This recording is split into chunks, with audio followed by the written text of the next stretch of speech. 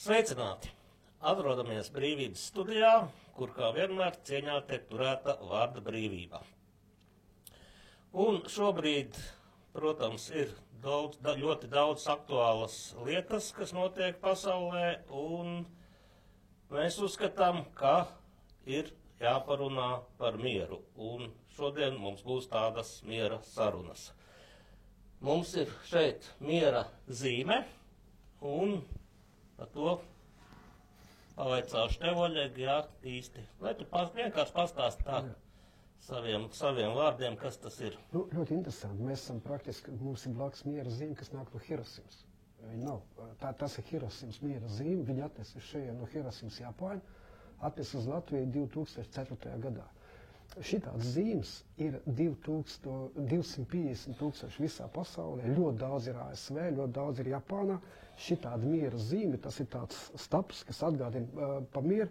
Viņi ir Kambodžā, viņi ir Sarajevo, viņi ir Krievijā, arī Krievijā pat ir, ja. Viņa ir Amerikā, visur, kur bijuši kari. Un tāds zīmes liek, tas ir garīga zīme. Pirmā zīme tika uzlikta Valmierā 2004. gadā. Šeit atbrauc Japāņi, un kad viņi liek, viņi neierok, viņi nāk zemē, viņi neierok vienkārši zemē. Tur ir savs rituāls, ka cilvēki nostājās riņķī un skaita lūksnes 160 valodās. Tā ir garīga zīme, tas ir domāt mīlestību, un arī tāda ir arī Lietuvā, piemēram, ir Krustkalnā tāda. Latvijā viņi ir arī Bruknā, ir tāda garīga vieta Brukna, tur tāda miera zīmīte ir Ventspilī.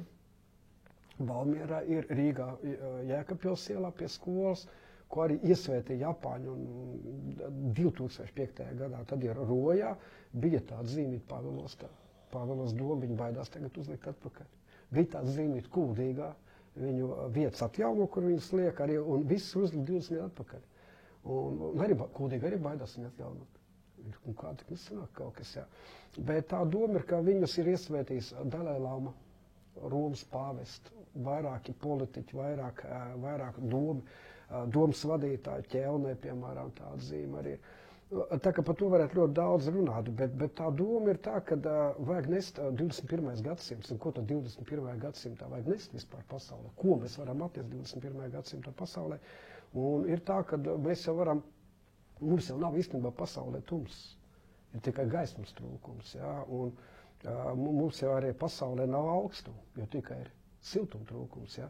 Un ja mēs runājam par garīgām lietām, pasaulē nav ļaunums, ir tikai mīlestības trūkums. Un šīs ir šīs zīmes moto, tā nav cīņa. Mēs runājam par to, ka mēs ienākam 21. gadsimtā, mums jānāk šī gadsimtā nevis ar kariem, nevis ar naidu, mums jānāk ar mīlestību. Jo cilvēks dzimst mīlestībā, nevis naidā. Un vispār cilvēks pastāv tikai tāpēc, ka starp diviem cilvēkiem pastāvēja mīlestība. Vismaz kaut kā tā. Tāpēc mēs esam tādā, varbūt tuvāk šodien tādā garīgā pasaulē, kas ir miers kā tāds.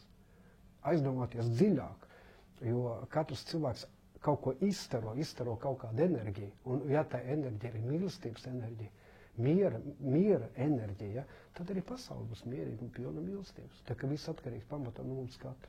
Tas ir pirmkārt. Varbūt tā, Andrejā.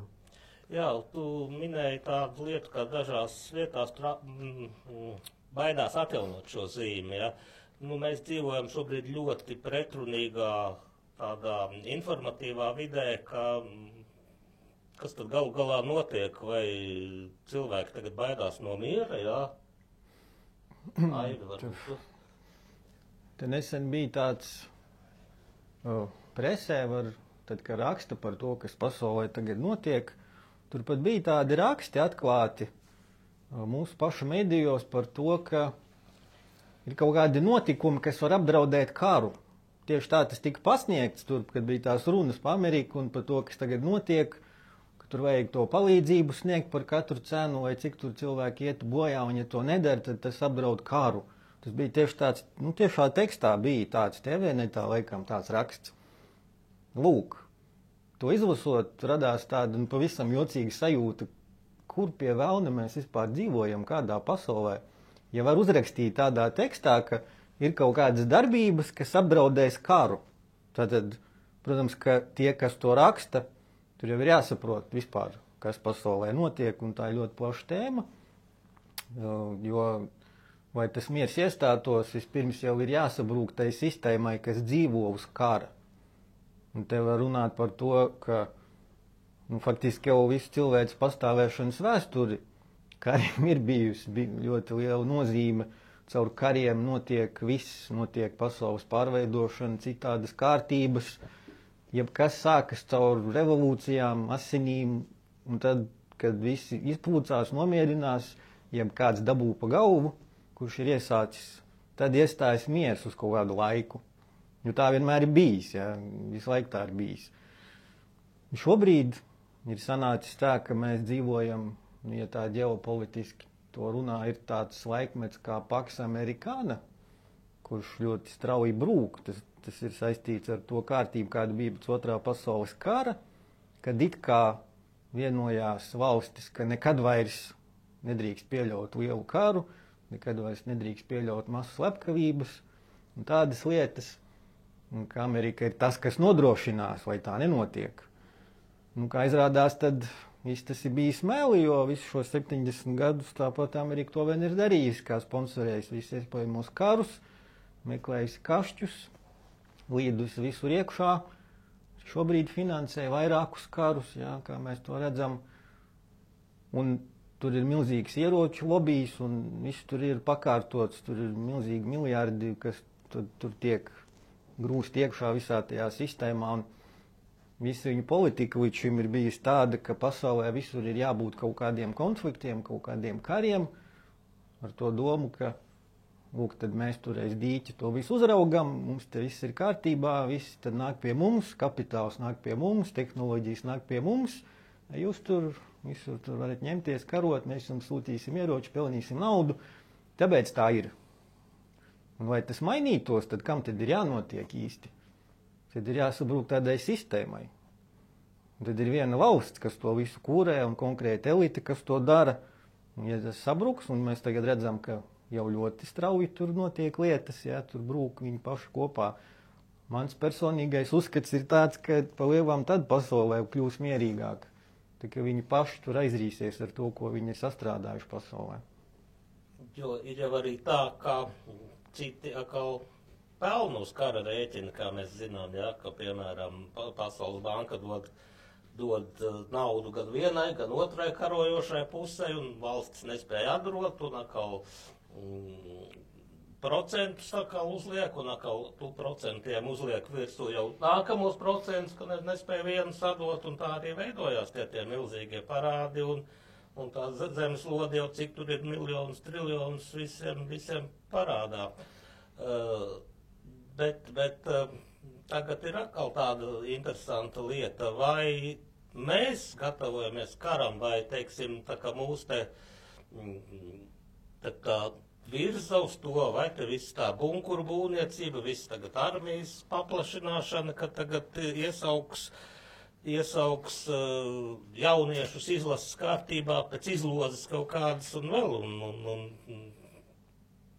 man šķiet, tas ir tā diezgan nepieņemami, jo jaunieši šobrīd nav sagatavoti, ja, tam karošanai, ja, jo fiziskais stāvoklis, diemžēl, ir jauniešiem daudz sliktāks nekā tajā laikā, pieņemsim, kad es biju tādā vecumā. Un kā, teiksim, Armand domā, vai mēs tagad tiekam gatavots tam karam, vai? Es vispirms gribētu turpināt šo domu par mieru, ja? Jo katrā cilvēkā ir Dieva gars. Un ja mēs nogalinam otru cilvēku, tad mēs praktiski nokaujam Dieva daļiņu uz zemes. Varbūt šī doma kādam iekritīs sirdī. Jo karš pats par sevi ir noziegums. Un ne tikai noziegums pret citiem cilvēkiem, bet arī noziegums pret Dievu. Diemžēl pasaule ir kļuvusi diezgan bezdievīga. Tas ir no vienas puses, bet ja mēs skatāmies no otras puses, tad radītājs ir dāvājis latviešiem savu valstiskumu. Un Latvija ir brīnišķīga vieta. Un ir ļoti daudz tīkotāji uz šo zemi. Un tas mums ir jāsaprot. Un, diemžēl tā ir sanācis, ka tādos pēdējos gados, kopš tā saucamās neatkarības atjaunošanas, tad visi šie gadi ir palaisti garām, kad mēs varējām tiešām sagatavoties, lai aizsargātu savu zemi, savu valsti. Nu, vismaz jau viņi tādu būtu, ja. Lūk, bet visa tā paļaušanās notika, ka, lūk, mēs tagad atrodamies NATO, un NATO mūs aizsargās. Un tad nāca Kallasa un atklāja, ka karalis ir kails. Un visi tie drēbnieki, kas sēž aiz okeāna vai vakarā Eiropā, ir blēži. Lūk, nekāda šī lietasarga reāli dzīvē nav. Jo tolaik tika atklāti pasludināts, ka, ja šeit nejauši tad hipotētiski varētu ienākt kaut kāda Krievijas armija, viņi vienkārši aiziet, lai pēc pusgada, protams, atkarot šo teritoriju. Lūk, tātad šie visi pēdējie gadi, lai mēs paši padomātu par savu aizsardzību, ir palaisti garām. Tagad ir jautājums, vai mēs palaidīsim garām arī nākamos gadus. Un izskatās, ka tieši tā arī būs. Jo, lai mēs būtu pašpietiekami un varētu sevi aizstāvēt, tad praktiski jauniešus ir jāsāk sagatavot jau no skolas vecuma. Tiešām, tur ir jābūt militārai mācībai, jābūt arī fiziskai sagatavotībai, arī morāli. Ja, teiksim, es šodien redzu, praktiski tā jau ir norma, ka puikas sēž transportā vai arī meitenes, ja, skolnieki un nedod vecākiem cilvēkiem vietu. Kā jūs domājat, šie bērni pēc tam, kad paaugsies, viņi aizstāvēs mūs? Vai tie mūsu topošie aizstāvies? Stipri šaubos. Tālāk pa fizisko pusi mēs redzam, tikko iesaukums 512 cilvēki bija, no viņiem 320 tikai derīgi. Un es tā smējos, viņi sauc par Coca-Colas paudzi. Ja? Tātad, bērni vairāk netiek audzināti tā, lai viņi varētu būt fiziski spēcīgi. Viņi netiek arī audzināti par savus valsts aizstāvjiem, jo šobrīd viņus audzina, lai viņi mainītu dzimumu, tātad meitene, lai puikas kļūtu par meitenēm un otrādāk. Tātad viss ir pilnīgi šķērsām. Tātad šobrīd būtu jāsāk, tas varbūt tās no nulles patiesībā. Tad mēs varētu domāt, ko iesaukt. Mēs šodien praktiski iesaucam tādus zaļknābus, kas nespēs, pat ja gribēs mūs aizstāvēt. Bet tie 1700 no 11 valstīm sabraukušie leģionāri, teiksim tā, armīnieki no svešām valstīm, viņi varēs nostāvēt pretīm karaspēkam. Ja šobrīd, teiksim, tas pats Zeļenskis saka, ka viņam tur ir 800 000, tas tā viņu vārdiem sakot, karavīri, a mums te 1700 tātad nosargās Latviju. Tās ir muļķības. Līdz ar to izrādās, ka tās aizsardzības mums nav. Bet ko mēs varam darīt? Tātad pirmais punkts bija sākt jau no mazām dienām bērnus apmācīt. Tātad militārismam ir jābūt. Un otrais punkts, tā ir ekonomiskā puse. Šeit daudz par Ķīnu pēdējā laikā ir runāts. Ja?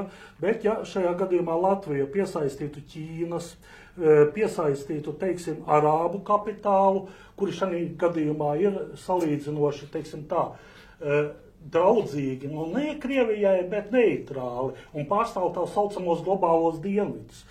Tad, teiksim, blakus Krievija vairāk kārtīgi padomāt, vai ir vērts iebrukt valstī, lai tādā ziņā kaut kādīgi traucētu šim kapitālam. Ja mēs iegūtu zināmu aizsardzību arī ekonomiskajā ziņā, taču par to neviens nedomā. Ja?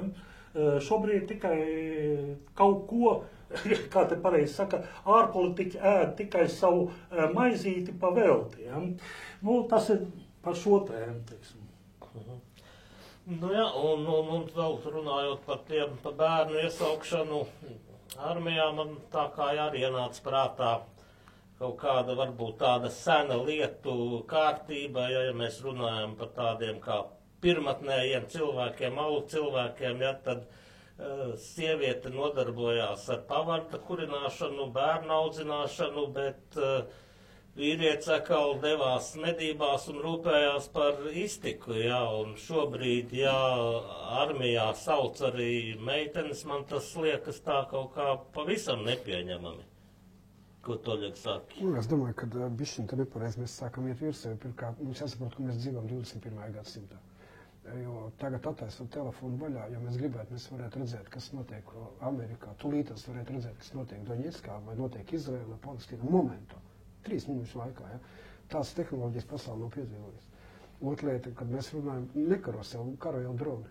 Un tās tehnoloģijas notiks tieši otrādi. Uzvarēs tie, kam būs labāk kompjuteri, kam būs labāk tehnika. Bet tā Dievs mums iemet pavisam citā plāksnē, jo mēs dzīvojam materiālā pasaulē, un jebkurš karš paliek tik dārgs, un kara ieroči paliek tik dārgi, ka tas ieguvums, ko tu dabū atpakaļ, viņš neatspēlē to, ko tu iegūst karojot. Iznāk tā, tie, kas karo, tie zaudētāji. Un tie, kas tikai no malas finansē, tikai tie var būt vinnētāji. Un šodien, ja, piemēram, ja mēs runājam par karu, tuvākais karš mums ir vairāk cipari par Ukrainu, tur aiziet 1 miljārds dienā. 1 miljārds dienā tik izšķelts gaisā. Ja? Tad varat iedomāties, ka mūsu budžets, Latvijas budžets ir 16 miljārdi. Ja mēs apturam karu Ukrainu, apturam karu uz gadu, tad 24 valsts, arī Latvija, uz gadu dzīvo paradīze. Ko nozīmē, ja jums uzdāvi valsts budžets, 25 valstīm var uzdāvināt valsts budžets. Tas nozīmē, ka jebkurš Latvijas iedzīvotājs saņem nevis 1000 uz rokas, viņš saņem 1600 uz rokas. Tas nozīmē, ka visas preces, kas tiek tirgot Latvijā, ir 20% lētāks. Visas. Jums nav jāmaksā nekustamo īpašumu nodokli, jums nav jāmaksā CSDD, bet viss darbojās tieši tā, ka viņš darbojas. Armija darbojās, skolās skolotāji darbojās, visi saņem algu. Bet padomājiet, ja katrs Latvijas iedzīvotājs, ja viņš saņem uz rokas 1000, viņš saņem 1600. Ja? Jūs saprotat, ka gadu laikā tās 25 valsts, viņas būtu plaukstoši. Tīri vienkārši paņemiet pa kalkulātoru.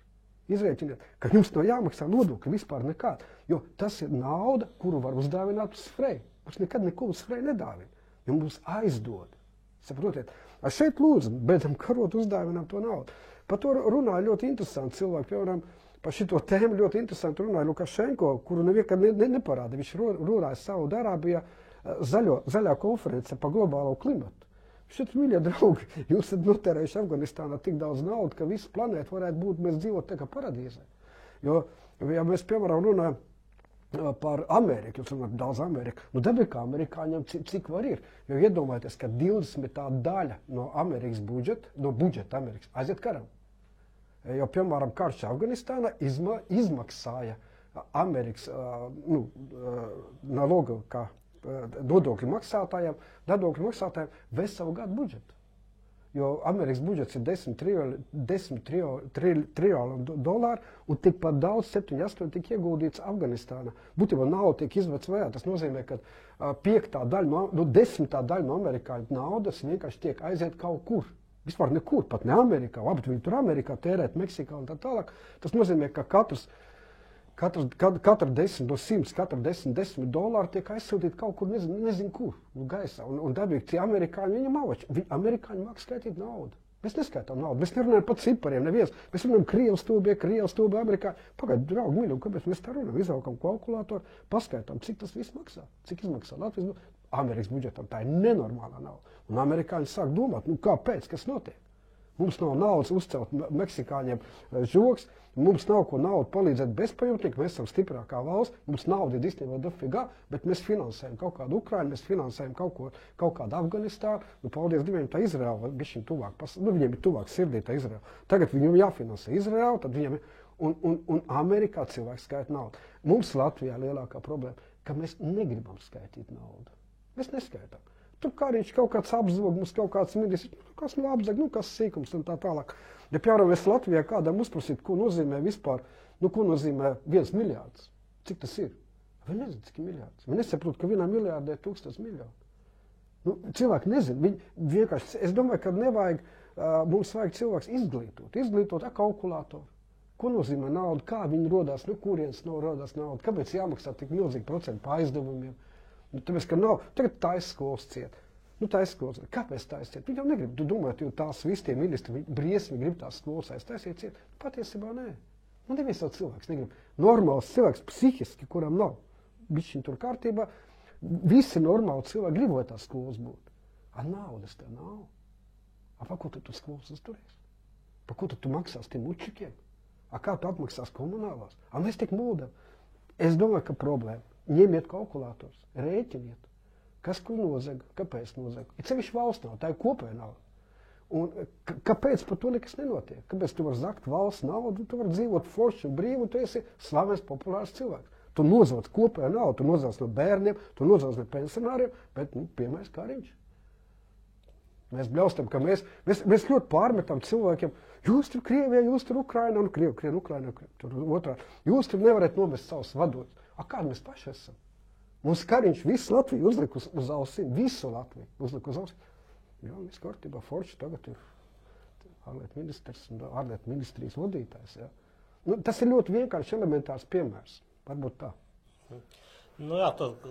Protams, tur ir milzīgas summas, kas tiek tērētas, lai cilvēki karotu, pirktu tankus un tā tālāk. Jā. Bet kaut kā jāņem vērā arī tas, ka cilvēki ir pazaudējuši kaut kādu analītisko domāšanu. Viņi vienkārši primitīvi pieņem, ko saka vienas vai otras puses propagandas avoti. Ja?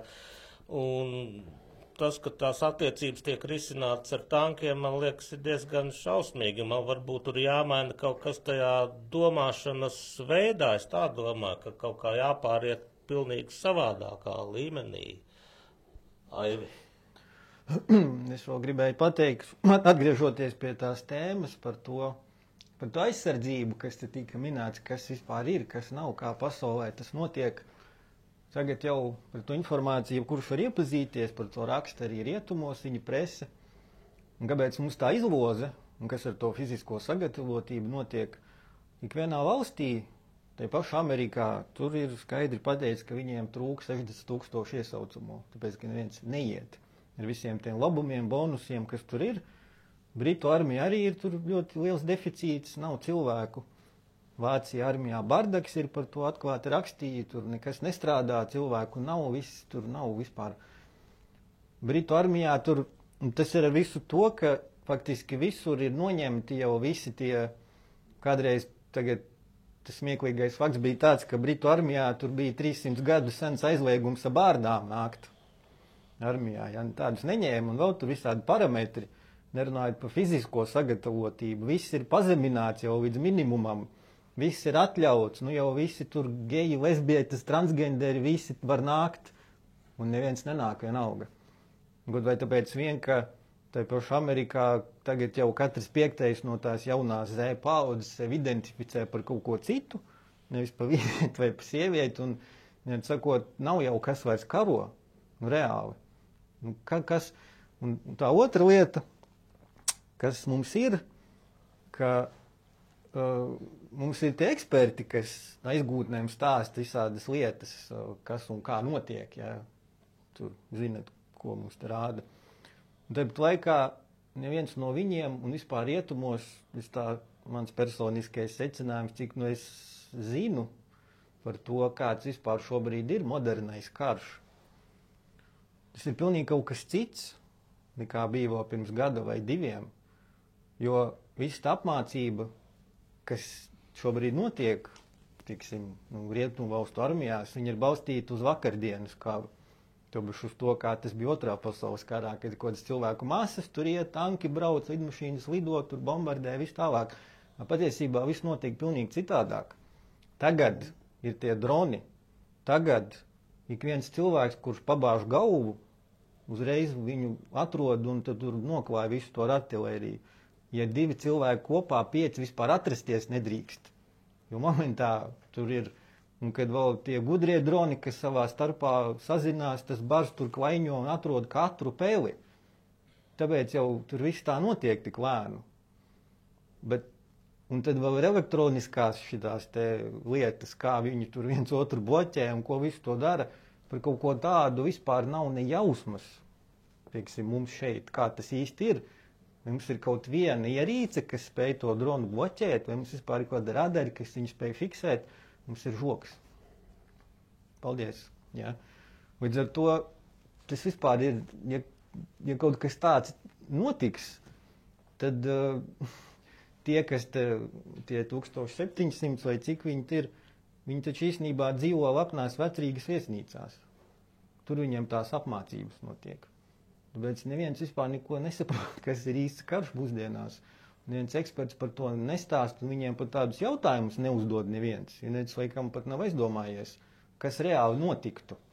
Un kādas tehnoloģijas, tad, ar ko mēs pret to? Nu, tas ir tas, kas tur vēl bija. Par to domāšanas varbūt veidu, kā teiksim, ka kaut kas jāmaina ir tieši cilvēkos. Tas jau gan ir katra individuālās apziņas jautājums un kolektīvās apziņas jautājums, bet principā jau pasaulē ir jau tāds teiciens, ka, ja gribi mieru, tad gatavojies karam. Jā, bet ir arī otrs teiciens, ir daudz gudru teicienu, ko vajadzētu atcerēties. Piemēram, bija tāds Mannerheims, somu karavadons, kurš teica to, ka, bet ja vispār gribat aizsargāt, vai jūs gribat vai valsti aizsargāt, tad vajag radīt to, ko kāds grib aizsargāt. Vai šī ir tāda? Es nezinu, daudziem ir tāds jautājums, droši vien radīsies, ko tad mēs te vispār, ko mēs sargājam. Un kā bija tā ziņas par to, ka valdība privātās lidmašīnās pirmā tīsies projām, tad tā ir kā ir. Tāpat laikā augstais karš, kas bija, viņš bija tādā ziņā labs ar to, ka abas puses bija tik stipras, ka abiem bija skaidrs, ka ja sāksies karš, te viens otru iznīcinās un tad nekā nebūs.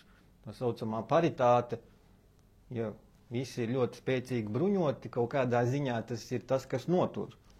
Šobrīd pasaulē ir bardaks, bet šobrīd tas bardaks izpaužās tā, ka nekas jau vairs arī nestrādā, jo reku baskāji husīti uzlika sankcijas Sarkanajā jūrā, un amerikāņi ar saviem bāzes kuģiem, visām tām saviem korpusiem neko nevar izdarīt pēkšņi vairs.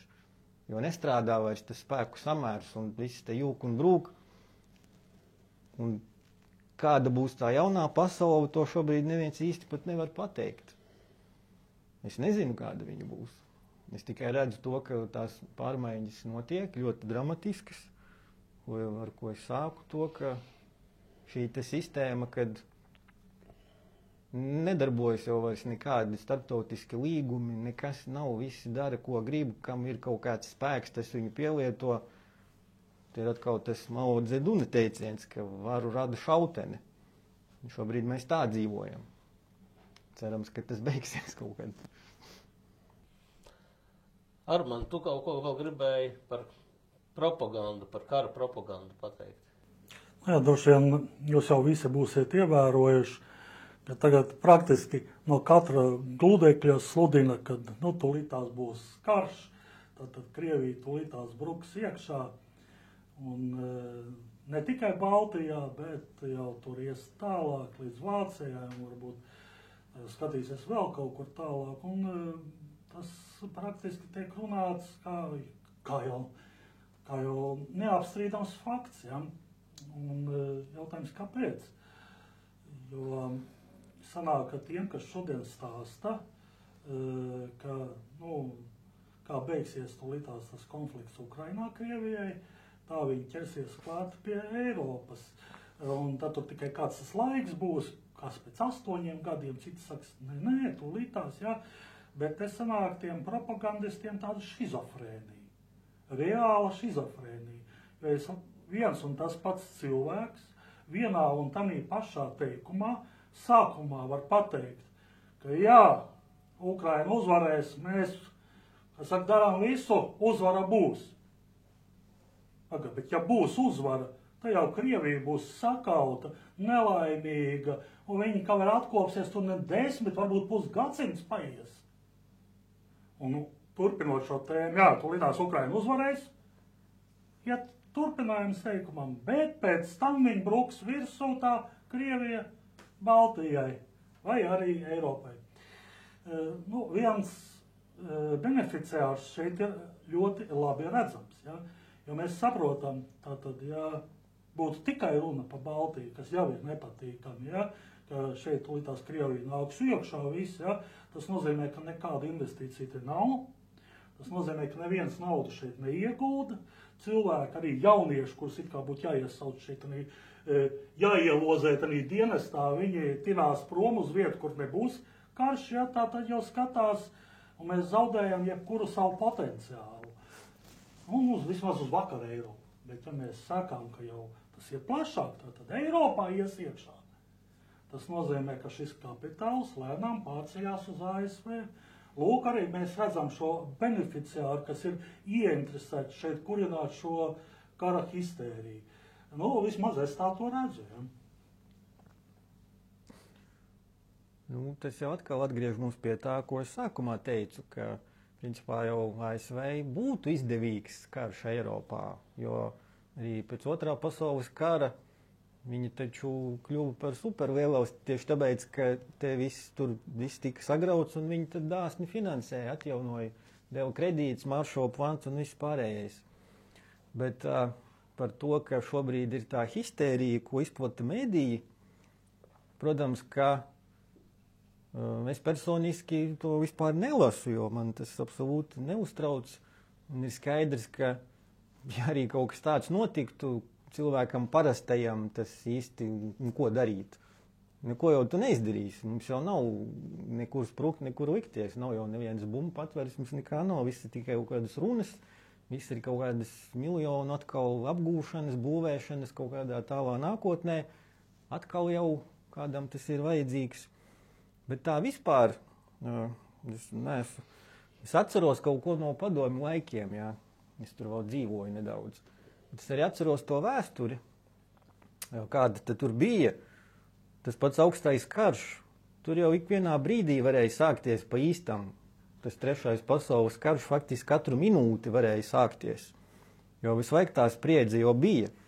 Bija arī brīži, kad tas nonāca jau ļoti tuvu. Bija Karību, tā raķešu krīze, bija vēl tur brīži, bija lidmašīnu notriekšanas, tur U2, jā, virs PSRS un daudz tādu momenti, kad gandrīz kāds to pogu nospieda.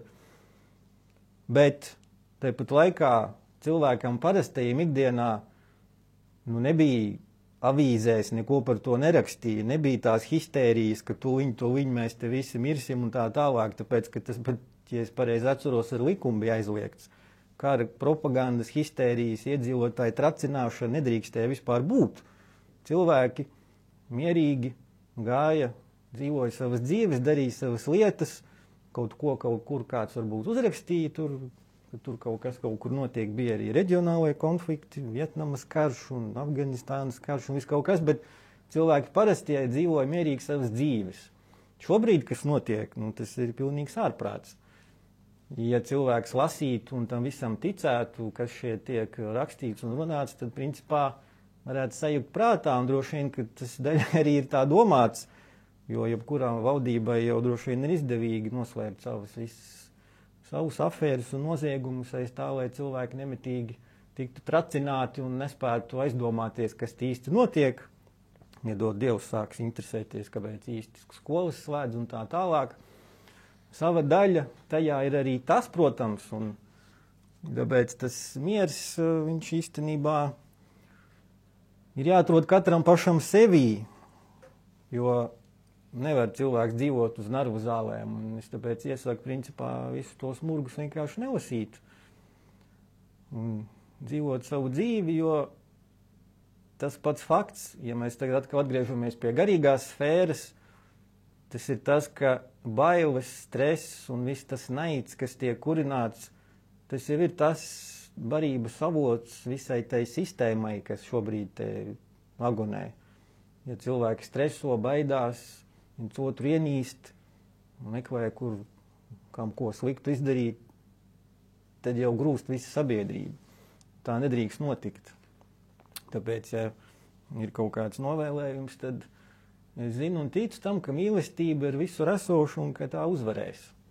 Bet, tas mums katram ir jānodrošina savā apkārtnē, ir vajadzīgs viens otram palīdzēt, ja redz, ka tiek uzbrukts līdz cilvēkiem, ir jāpalīdz un visa etniskā naida kurināšana ir jāizbeidz un tikai tā var kaut ko sasniegt. Un tā. Paldies visiem runātājiem.